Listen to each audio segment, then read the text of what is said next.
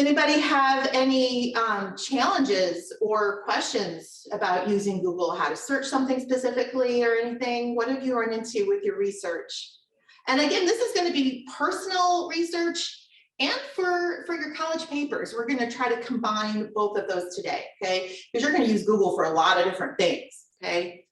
So I don't see anybody. What does that last one say? She said, figuring out if it is a credited source. Yeah. So we have a really good method. It's a really simple method of evaluating information that we're going to talk about later that will help you determine if it is a good source, okay? Sometimes you're allowed to use popular sources for your papers, but you still have to evaluate them carefully, know if it's a good quality, credible source. So we're going to definitely talk about that today, okay? All right, is there anything else? I think we're good. Don't see anything else popping up. All right, let's move on. So we use Google for so many things, right? We're using it, like I said, for that personal research, personal information. We are using it for, that in-depth research for our papers. We have to think about what we're really looking for and how to find what we really need.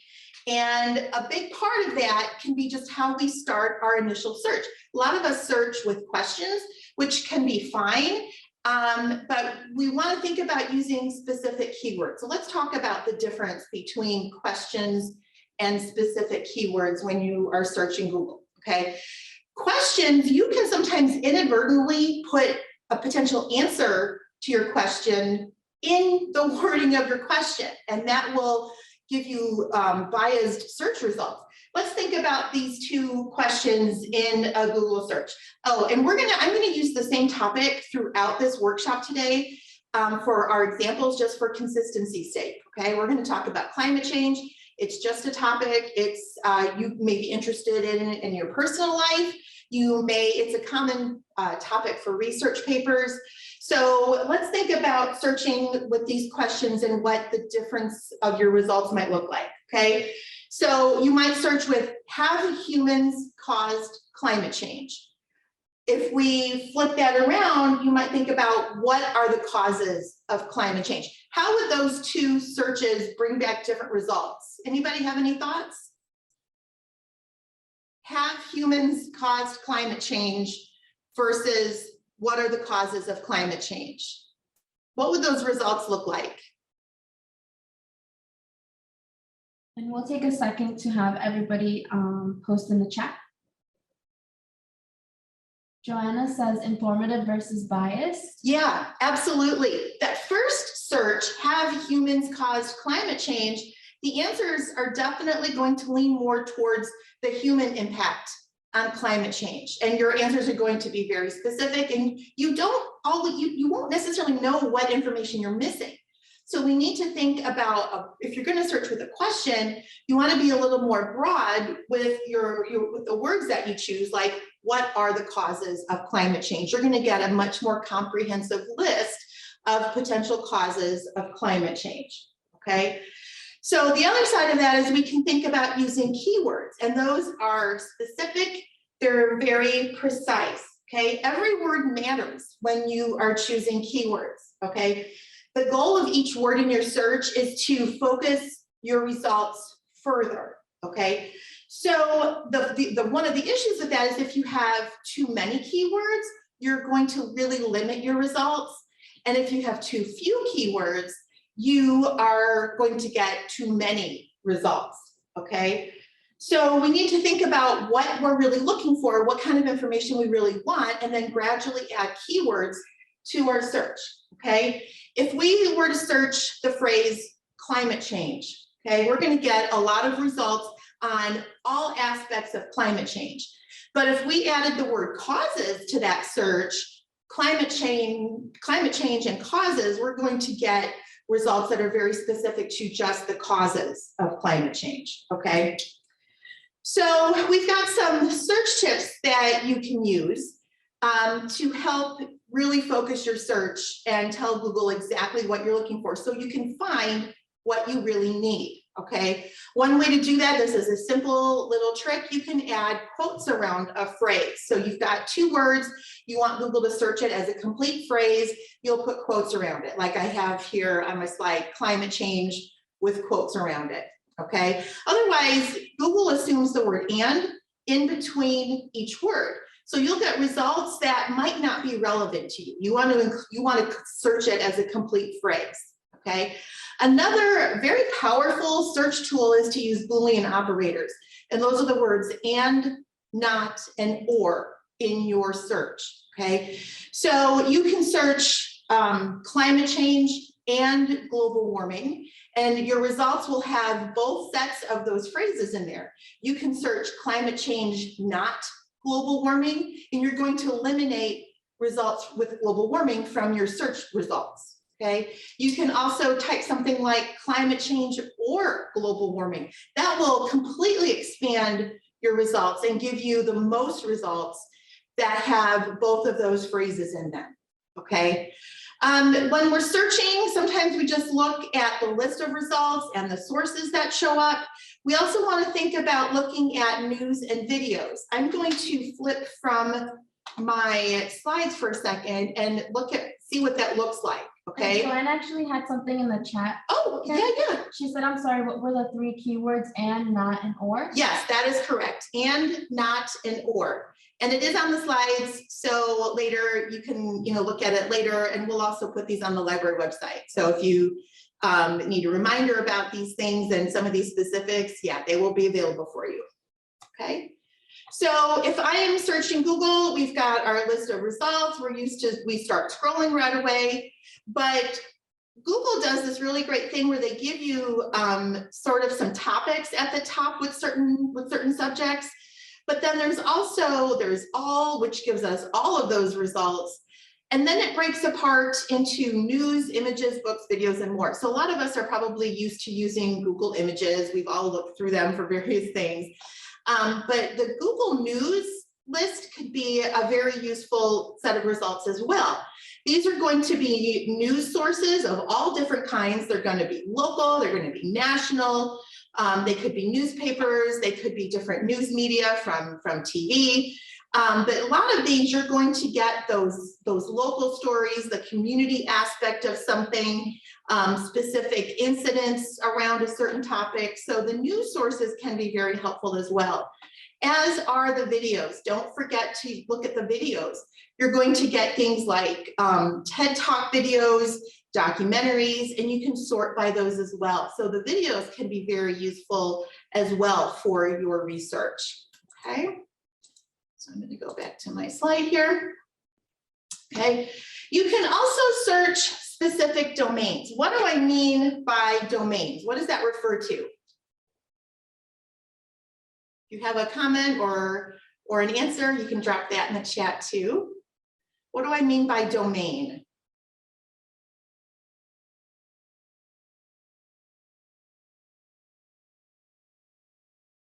So it's that 3-letter extension at the end of a website, like .com, .org, .gov. That's considered the domain, okay? We're going to go into more detail on those domains later and what they mean and how to look at those sites. But for now, if you know you want to search a specific domain like .gov, those are the government websites, you can put in your Google search, say the phrase climate change with a space and then .gov, and that's going to only show you results with those keywords on government websites. Okay, that can be very helpful. That'll get you directly to quality, credible government information, okay? You can also search specific websites, not just the domain, but you can search specific websites, okay? So if you know you want to search the EPA, the Environmental Protection Agency, for information on climate change, your search would look like the word site with a colon, epa.gov, and then climate change. So you're telling Google, search this specific website for these keywords, and you'll get all the results from that website that have your keywords, okay? So if you are looking at a source, you're looking at an article, sometimes you want to search for a specific keyword just on that page. you can create your own search box by doing hitting the control key on your keyboard and the letter F, and that will create a little pop-up search box for you. You can type your keyword in there, and then it'll highlight all the instances of that keyword on your article. Okay, that could be a really quick way to jump to the specific word on that article. Okay. All right. So let's talk about what we're actually finding. We've done these searches, we use quotes, and maybe we're searching a specific domain. Let's talk about the information that we're actually finding in our list of results, okay? So before we can talk about the content of the information and how to interpret it, we need to think about the format of the information. Does anybody have any thoughts about what I mean by format?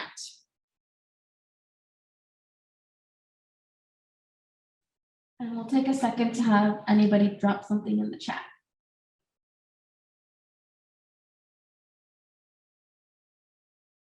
What do we think? So the format of information is, it refers to how that information is presented and what type of source it is. So, you know, is it on TV? Is it in a newspaper? Is it in a book? Is it on the internet? And then if it's on the internet, we're thinking about, is it from a social media? Is it from a news media outlet? Is it a personal blog? Is it an editorial? Is it a nonprofit organization? So that's the format of the information. That's how that information is presented. If I talk about the source, that's the specific content of the information. So the research, you know, the writing about it, okay? So the format is how that information is presented, and the source is the actual content of the information itself. Why does the format of our information matter? Why is format important? Any thoughts on that? Why is format important?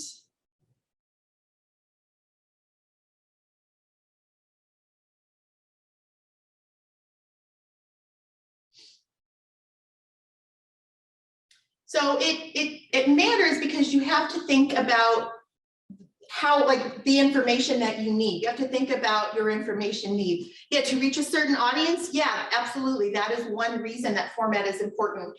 But it's also, we need to think about our research needs, because that's a big part of information literacy. It's matching up the information with our research needs. You're not always going to need a scholarly article, you know, to look up something just local specific that you're interested in, okay? So you need to think about what you actually need and what format would be best for that information, okay? Nikita also says reputable information. Yeah, absolutely. Some formats of information are more reputable than others, and we're going to talk about that in just a couple of minutes. We're going to talk about the difference between scholarly information and popular information and what that means, okay? So if you need information on, like, the breaking news, some, you know, global event that's currently happening, something we're all familiar with right now, you're not going to go to a scholarly article, and we're gonna talk about why that is, and again in just a couple of minutes. Your best format for that would be an online news source, or maybe even television. If we're talking about an online news source, why would they be better to go to for some kind of breaking news than maybe a print newspaper or something else? Why would an online news source be the best format for something breaking news? Yeah, it's published quicker, right? It can be published quicker, but then it can also be updated quicker and shared a lot quicker too, right? It can spread really, really fast. And if you're trying to get that information out online, especially online social media, that can be the quickest way to get that out, right? So part of that is we also need to understand how information is produced and how it gets published and what it goes through before it gets published. You know, social media can get published within seconds, and it can be very convenient to go to for current information on something, but it has no oversight, okay? Online newspapers can get out information almost as quickly, but that is at least going through an editorial process before it gets published. Versus things like books and scholarly articles, that goes through an editorial process before it gets published. So that information takes longer to come out, okay? You won't find breaking news, in a scholarly journal or, a scholarly article about that. Why do we think that is? Why wouldn't a scholarly journal be the best place to get something current and breaking?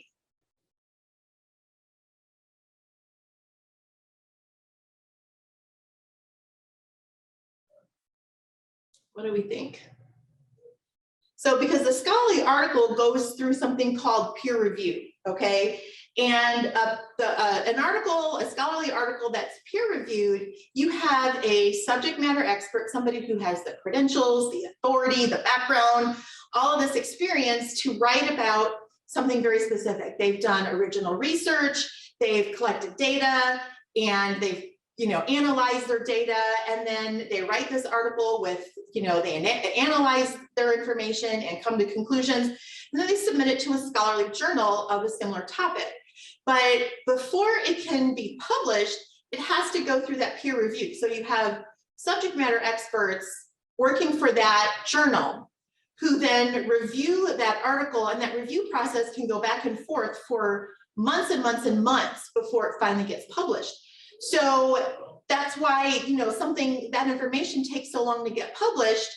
That also means it is the highest quality of information you can use for your research, okay? That's why a lot of times your instructors will say you have to have at least so many scholarly sources for your research, because you using credible information, that makes you more credible when you're working on your paper, okay? So you know what you're looking for, you know what kind of format of information you need, whether it's a scholarly journal or a news source for, current information on something that's happening. You've done your Google search, you've put quotes around things, you're using these search tips. Maybe you've got some Boolean operators in there like and, not, and or. You've got a list of results, okay? How do we interpret what we're looking at? How do we pick out the format of information that we need, okay? First, we need to think about the types of information that's out there, and they typically fall in two buckets, one on either end, popular and scholarly. There can be a range of source types in the middle. We will talk about those, but typically you're going to think, is it popular or scholarly? What do I mean by a popular source? What do we think that is?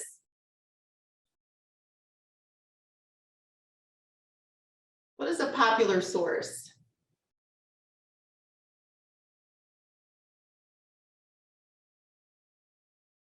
A popular source is most of what you find openly available on the internet. It's anything that hasn't gone through that peer review process, okay? And it's most of what we're reading on an everyday basis.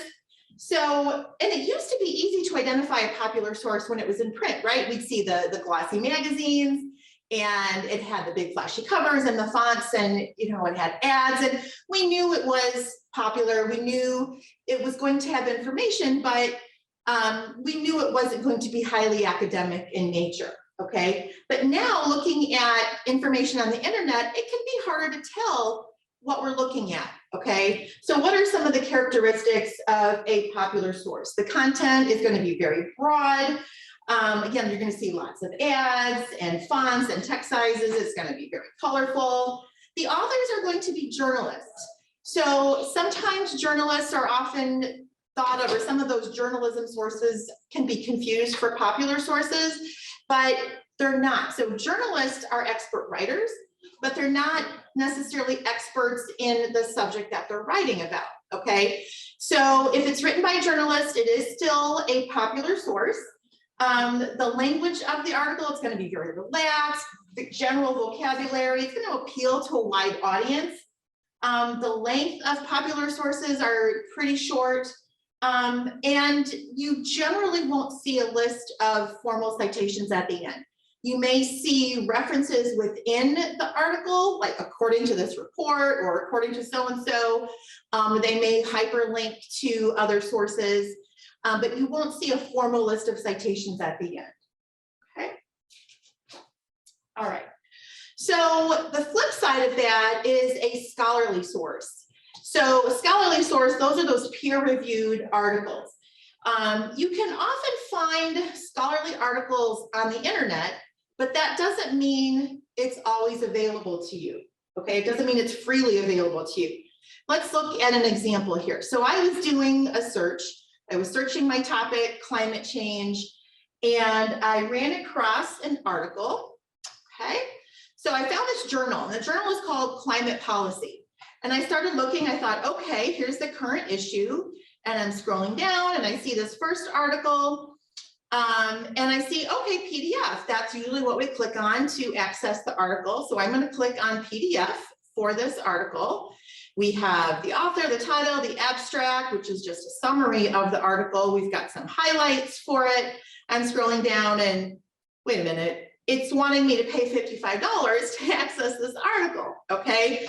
So this is something called a paywall. It's when you find information on the internet that is not freely available to you. You have to pay for it in some way, whether it's to access a specific article or even some newspapers online, a lot of news sources, some of those quality news sources, they may let you access a certain number of articles a month, but then after that, it wants you to pay to access their content, okay? Paywalls can be kind of frustrating because we're seeking out these quality sources, but because they're not freely available, it may cause us to seek out less reliable sources, okay? Because they're easier to access, okay? So let's look at a scholarly article that we can access. You will find some online, and I did find an example of one here. Let's look at this one. So here's an article that I found about carbon dioxide offsets.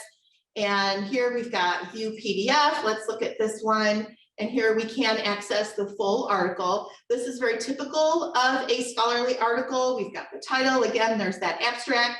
But unlike the one that was behind the paywall, we can see the entire article. We can see their data. They have charts and tables. And then at the end, one of the other big characteristics of a scholarly article is they have a formal list of citations at the end. This one literally looks like hundreds of formal citations at the end. So if you see this, that's a pretty good indicator that you're looking at a scholarly article, okay? So we talked about how there can be a range of sources. There's popular and scholarly, but there can also be some good quality sources in between there, okay? Let's look at an example of one. Has anybody used PreResearch and used that for statistics or run into that with your research? Has anybody used PreResearch Center before? It's a really good website, really good organization for statistics on something. You're generally going to find statistics in a scholarly article, and you might be hard pressed to find them in a popular news source as well. The information like from the PreResearch Center, it's created by data scientists, okay? So they're not subject matter experts, but they are data scientists, and they do original research on topics that shape society, and then they analyze that data and put it out in the form of a report, okay? So we can search their website here. Let's see what that looks like. So I'm going to use their search box here and search climate change. I'm going to see what kind of articles, statistics, reports they have on climate change, okay? So here's a report, local impact of climate change, environmental problems, okay? So here we get an overview. It looks like it's part of a bigger report. We've got their data and statistics. And if we look here on the right, we can access the complete report PDF of the full information. Okay, this looks like they've maybe summarized the information and then the complete report. So we can take a look at that ourselves. Okay. All right, let's go back here. So if you remember earlier, we talked a little bit about the domain. That was the .org, .com, .edu. Let's talk about the domains for a second. Who has been told that flat across the board, .coms are bad, .orgs are good? Has anybody heard that in the past? Anybody? Yeah, I've got a couple of in-persons, they're shaking their head. Yeah, maybe that used to be the case, but that's not true anymore. The domain is no longer a reliable indicator of the quality of the website. We need to look beyond that, okay? We need to evaluate the site itself. We need to think about the people behind it, the purpose, the content, the claims it's making. How do we do that, okay? So that's where we get into what is called the Sift method, okay? The Sift method, it's a method of evaluating information that was designed by Mike Caulfield, and it was originally used to combat misinformation on the internet, okay?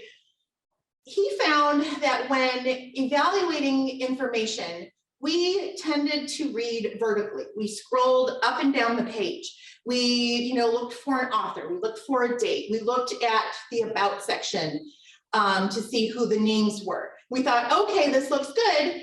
We felt that the site was okay, all right? You found that it's better to read laterally. What that means is you're gonna open new tabs. You're going to become your own fact checker and learn everything you can outside that site about the organization, about the author, about the claims it's making. And the Sift method is a really efficient way to do that, okay? So Sift is an acronym. It stands for Stop, Investigate the Source, Find Better Coverage, and Trace Back to the Original Source, okay? So the first step, it's just literally asking it to do what it says. Just stop for a second and ask yourself, what is this? Is it popular or scholarly? What's the format of this information? Is it a news source? Is it a blog post? And then think about who's behind the information.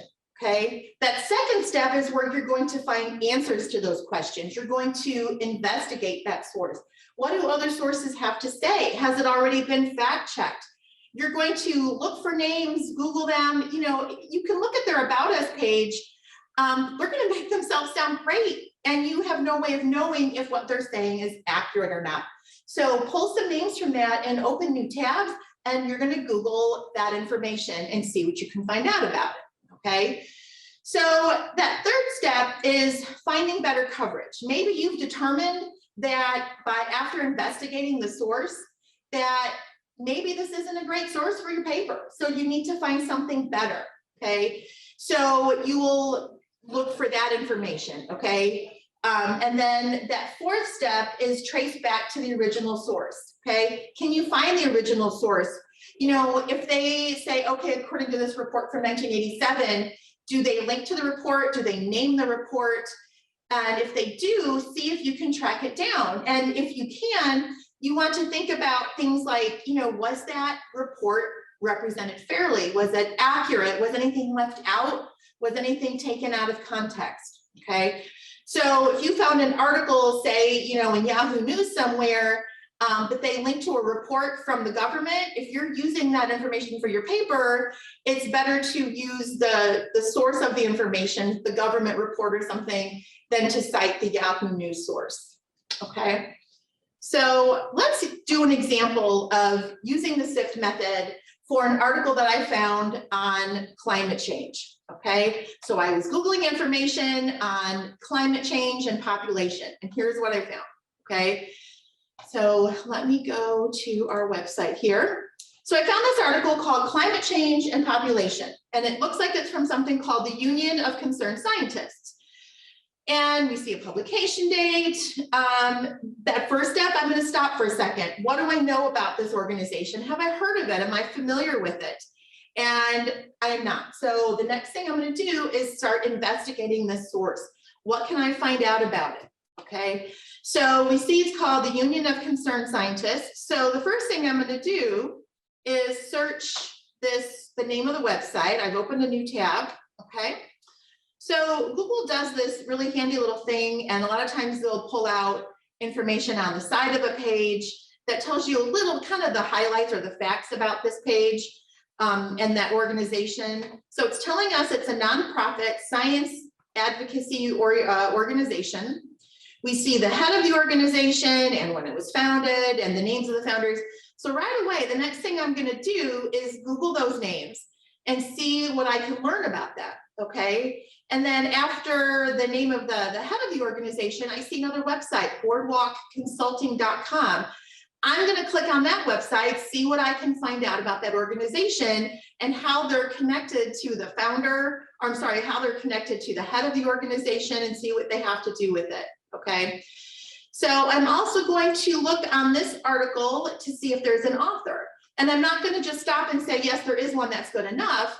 We're going to see what we can find out about the author of this article, about this source. Okay. So I'm scrolling through here. Usually it's at the top. I don't see an author down here. Maybe the author is at the end. I don't see an author. Okay. So right away, I'm questioning who wrote this article.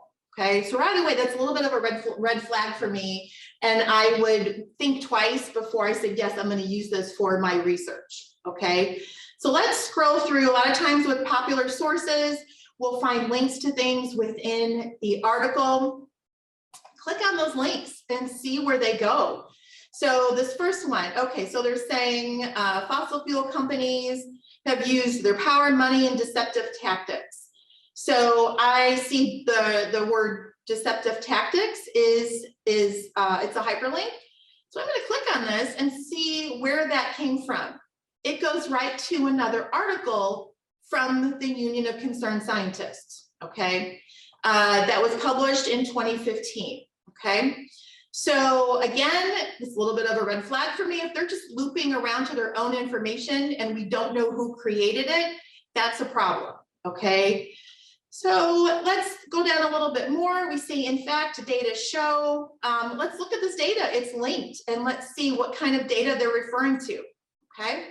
We see it's something called extreme carbon inequality, and it's from something called Oxfam Media Briefing. So maybe some kind of press release. The next thing I would do would be to Google the name of this company or this organization and see what I can find out about them, okay? And then I'm looking at the claims they're making. So we're applying the Sift method to each source that we encounter along the way, okay? So they're saying why the Paris climate deal must put the poorest, lowest emitting, and most vulnerable people first. So based on the language of that, I get the sense that this is some kind of opinion piece or an editorial, all right? But what I'm noticing is that they're referring to the Paris climate deal, okay? This is that fourth step of the Sift method. We're going to trace back to the original source. So they're referring to the Paris climate deal as the source of their editorial or this piece here. So the next thing I would do would be to open another tab, and I'm going to search for the Paris climate deal and look at that original source for myself. Okay, so these are all the different ways that you can find out information about this article and decide if you would use it for your research, for personal research or for a college paper. Okay. Does anyone have questions for me about using the Sift method or any of the steps? Any questions for me? No? No questions? All right, so I don't think there's any questions. All right, I'm going to go back to my slides here. All right, so let's talk for a minute about algorithms and ads, okay? It's what makes the results show up that we see, all right? So I think a lot of us know that Google has algorithms, and we know that they exist, but let's talk about the impact they have on our search results, okay? So algorithms can create something called the filter bubble. Has anybody heard that term before, a filter bubble? And if you have, what do you think that is?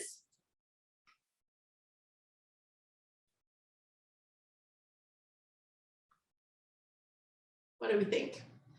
So a filter bubble, it's a term that was coined in 2010 by internet activist. His name was Eli PreResearch. And it describes what happens when algorithms attempt to create personalized results in your search, whether it's your Google search results or your social media news feed. And that includes your search results, okay? For example, if you have a certain type of political view and you interact with news and information on that certain political view, you're going to keep seeing more of that because you're more likely to interact with it. You're more likely to click on it and engage with it, okay? You know, you're going to start seeing suggested topics and ads, even people to connect with, okay, that all have that similar mindset, okay? If you've ever used social media to check in somewhere, you're going to start seeing suggestions for nearby places to visit. And some of us, we might feel that this is very convenient for us to have that personalized news feed, and it can, but the problem with the filter bubble is it only shows us one point of view, and we don't necessarily know what information we're missing or what points of view that we're missing. So just be aware that this can happen and to seek out other viewpoints, other types of information, okay? And this is important too because it can follow you across platforms and across devices. So if you use the same social media application on your computer and your phone and your tablet, it all follows you, and you're going to see that same information, the same results, the same personalized news feed, okay? So for ads, it's when you do your Google search and the first few results are almost always sponsored content or ads. And what that means is businesses have paid for their content to float to the top of the search results, okay? It's monetized. So they're paying Google saying, I'm paying you money, you make my stuff show up at the top when somebody types these keywords, okay? So just because they show up at the top of your keywords, or I'm sorry, the top of your search results doesn't make it the best results, okay? You know, and then Google defaults to searching what they call by relevance. And the relevance is decided by the number of clicks that people, you know, the number of times people have clicked on that link, the number of times that page has been viewed. And so it's relevant to the keywords that were searched, but it doesn't mean it's the most relevant for you and your needs, okay? So just be aware that those first few results are ads. And because I hear from students that say, I'll click on the first few things and move on. You definitely want to go down and see what else is there, go beyond, and it'll say sponsored or it'll say ad, so make sure you're looking for that, okay? All right, so let's talk about how you can use Google alongside library databases. You're working on an assignment and your instructor says you can't use popular sources, you can only use scholarly sources, those peer-reviewed sources, which we talked about you can sometimes find on the internet, but not always openly available. And then you would want to go into library databases where we are subscribing to that content. So those journals and things that were behind that paywall, we are paying for you to access that information because we want you to have that quality information for your research, right? And for good information is valuable. We want you to have access to it while you're here in school, okay? So, but sometimes, you know, you go to a database and you might be stuck on where to start, okay? You can't type a question in a database the same way that you might type a question into Google, okay? Databases like those very precise keywords, but it can be hard to know where to start, right? So one way you can do that is to use Google for what we call pre-research. It's a way to explore your topic and look for keywords, look for descriptions, you know, if they're referring to the same thing in multiple different ways, so you're looking for synonyms for things, you're looking for all aspects of that topic so that then you can take those words into a database and do that search with confidence and know you have good words to start with, okay? So I'm going to show you an example of what that looks like as you're working through some keywords, okay? So I thought I had this open here. I'm so sorry. Let me open this here. Oh, I do. All right. So here we go. So I've got this, here we go. When I'm doing that pre-research, I'm using Google for, to search for a topic and find keywords and see what I can learn about it than to go into databases. I've got literally a blank piece of paper next to me, and I'm keeping a working list of all these words that I encounter. So when I searched climate change and causes, I started seeing all these different keywords: greenhouse gas emissions, manufacturing. I saw the word forests, but then I also saw that they refer to it as deforestation. So using a word like deforestation in a database is going to get you much more relevant results. Okay, think about forests can refer to any aspect of forest, but deforestation is very specific. Okay, so I saw all, fossil fuels, and then I started seeing things about animals.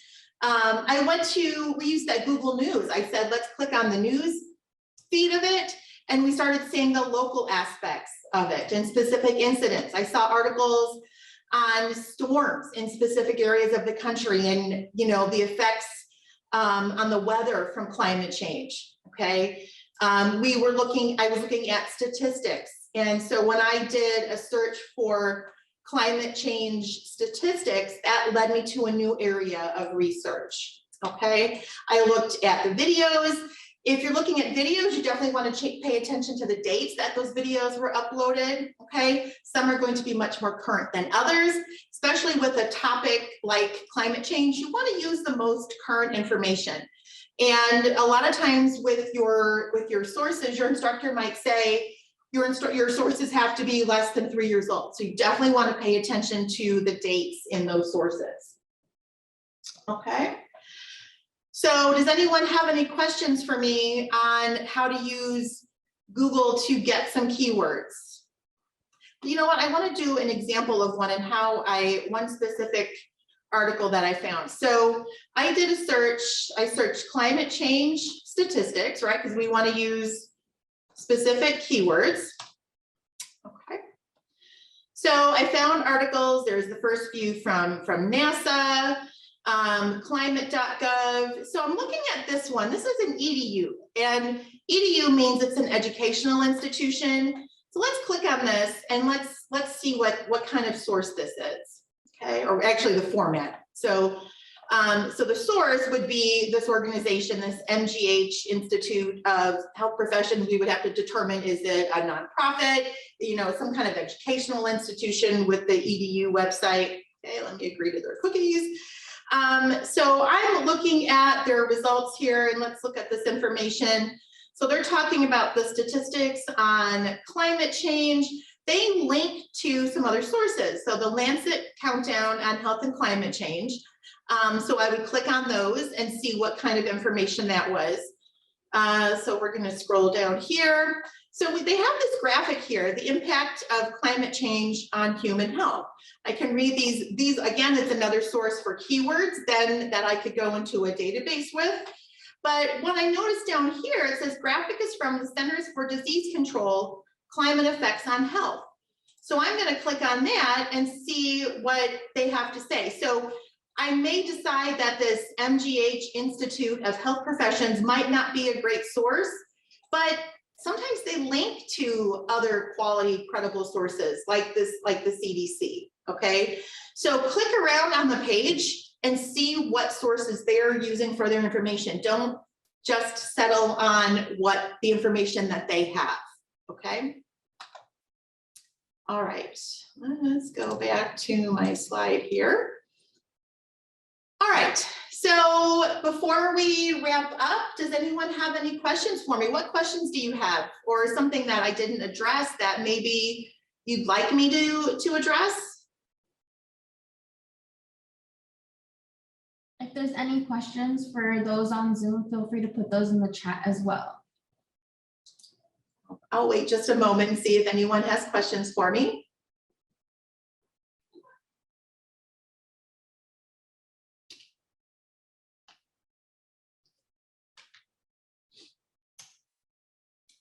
I don't think anybody has any. It doesn't look like any are coming up.